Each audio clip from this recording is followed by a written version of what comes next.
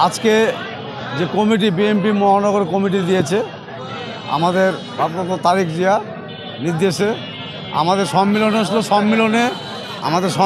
সম্মেলনে আমাদের ডিসিশন হলো সবাই আমরা একত্র হয়ে আমরা কমিটি চাই।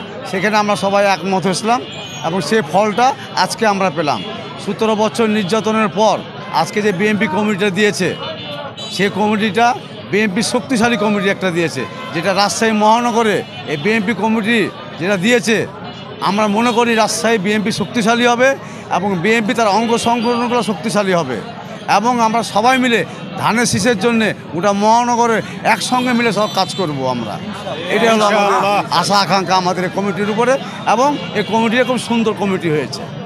আন্দোলন সেরকম না, এটা হলো আমাদের 17 বছর যে নির্যাতন হয়েছে আমলি সরকারের এগেনস্টে নির্যাতন হওয়ার পর আমরা সবাইকে মিলেমিশে একসঙ্গে আমরা রাজনীতি করব এবং সবাইকে নিয়ে আমরা থাকব। এটাই হলো আমাদের আশা আকাঙ্ক্ষা এবং ধানের শীষের জন্য আমরা সবাই মিলে কাজ করব। আমাদের মধ্যে আর কোনো ভুল বোঝাবুঝি নাই, কোনো কিছু নাই এবং খুব শক্তিশালী একটা কমিটি হয়েছে। এই কমিটি রাজশাহী শহরে মহানগরে বাংলাদেশের মধ্যে শক্তিশালী কমিটি হবে আমাদের রাজশাহী মহানগর কমিটি ইনশাআল্লাহ। মহানগরের সামনে সম্বন্ধে হিসাবে আমার বক্তব্য, মহানগরে যারা আসেনি তারাও এই বিএনপিতে ফুল ফেজ কমিটি যখন হবে তখন সবার যারা ত্যাগী নেতা, যারা দক্ষতা 17 বছর নির্যাতন হয়েছে, ইনশাল্লাহ তারা এই কমিটিতে সবাই আসবে এবং এখানে কাউকে বাদ দিয়ে কোনো কমিটি হবে না, সবাইকে নিয়েই আমরা ফুল ফেজ কমিটি আমরা করব। এই কমিটির সভাপতি দক্ষতা, সে অবশ্যই সে ত্যাগী নেতা।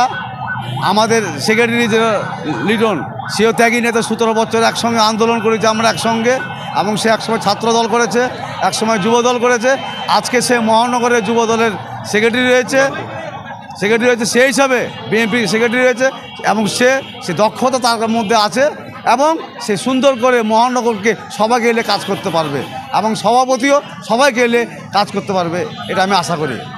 আমি মোহাম্মদ রবিউল আলম মিলু, আমি মহানগরের সাংগঠনিক সম্পাদক এবং 3 বারের সাবেক কাউন্সিলর, রাজশাহী সিটি কর্পোরেশনের 13 নম্বর ওয়ার্ডের।